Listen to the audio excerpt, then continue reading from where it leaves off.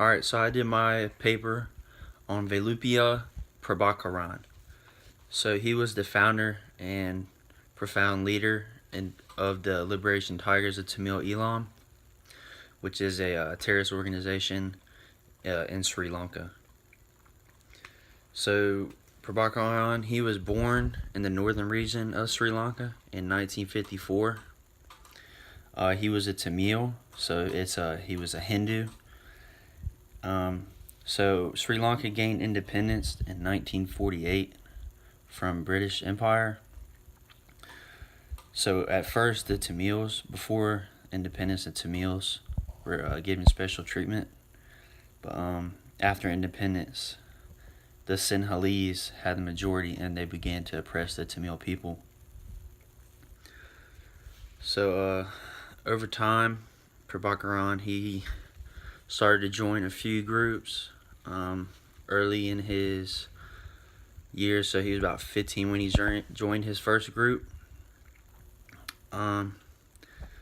So then he joined Tamil Youth Front. So it was a student group. And this is when he really started to become radicalized, because there was this thing called policy of standardization. So I picked one of my radicalization factors as personal grievance. So this policy was instituted in 1970 and made college tuition in Sri Lanka less expensive for the Sinhalese people.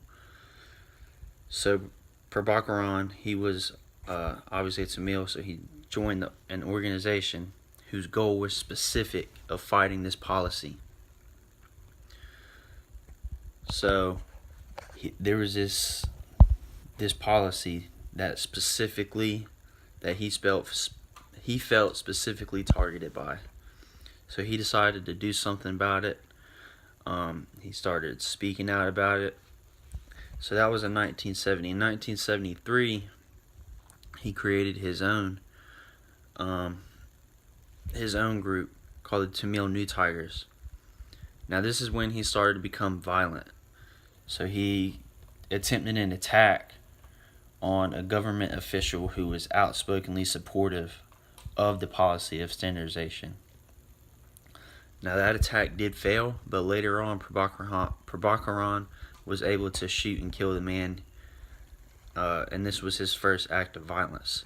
So also there's a little bit of slippery slope in there, because he started out just going against the policy, and now he's killing government officials. In 1976, he renamed that group to the Liberation Tigers of Tamil Eelam, which was and still is one of the fiercest groups in Sri Lanka. So my second radicalization factor was hatred. So his hatred towards his enemy grew over time. He hated the government for oppressing the Tamil people, and eventually he began to hate all Sinhalese people because of what that Sinhalese government was. So he just hated everyone that wasn't Tamil. And then eventually anyone that opposed his organization, he hated. So he would conduct violence against anybody that went against what he believed in. So towards the early 2000s, I believe Prabhakaran was really only fighting to keep his status as a leader, because the LTT, the Liberation Tigers of Tamil Eelam's overarching goal, was to create a separate state in the northeastern region of Sri Lanka. Now, in the early 2000s, there was opportunities to end violence and turn to a political solution for the LTTE. But Prabhakaran, he wanted no part of these negotiations, and he continued to wage violence. So although there might not have been a separate state created, there's been fighting going on between this group and the government for over 30 years. And there could have been a political solution where more Tamils could have been incorporated in the government. But Prabhakaran, he was not having any talks about it. And then also, I said, I remember us talking about high testosterone levels. And I think it was safe to say, because of his aggressive behavior, over time, he became he had higher testosterone levels as he became more aggressive, and also his drive to seek that status as a leader.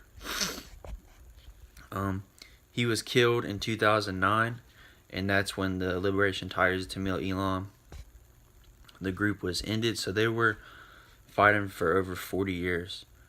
And looking at that attack, that recent attack in Sri Lanka on Easter, I know it recently came out that ISIS claimed, but I had done some research, and there had been a link between the LTTE and arms trade with ISIS. So there might have been something, just a side note, that could have connected those two together. As far as the definition to classify him as a terrorist, I chose the FBI's definition. So it reads: the unlawful use of force or violence against persons of property to intimidate or coerce a government, the civilian population, or any segment thereof in furtherance of political or social objectives. So he used a lot of violence. He set up his organization and operated it as a military. So they had a Navy, an Army, Air Force, and then they also had, if you think of it how Kurdistan kind of operates, their political structure, they kind of did have their own separate state, but no one recognized them as so. I believe to prevent personal grievance, I mean, looking at this specific situation, this new country started off as soon as they got independence, just as oppressing a certain group of people within the country. So of course there's going to be an uprising. You just have to, understand why there is a fight, why there's an uprising, and if there is an operation to end it. So identifying why and working off of that can help unfreeze the people, unfreeze from what they're fighting for. So just identifying those issues and then attacking those issues is a way to combat personal grievance. And I believe preventing hatred. Someone's always going to hate you, no matter what. There's always going to be someone that's going to want to oppose. And I think the only way to fight that is to just hit him back harder. That's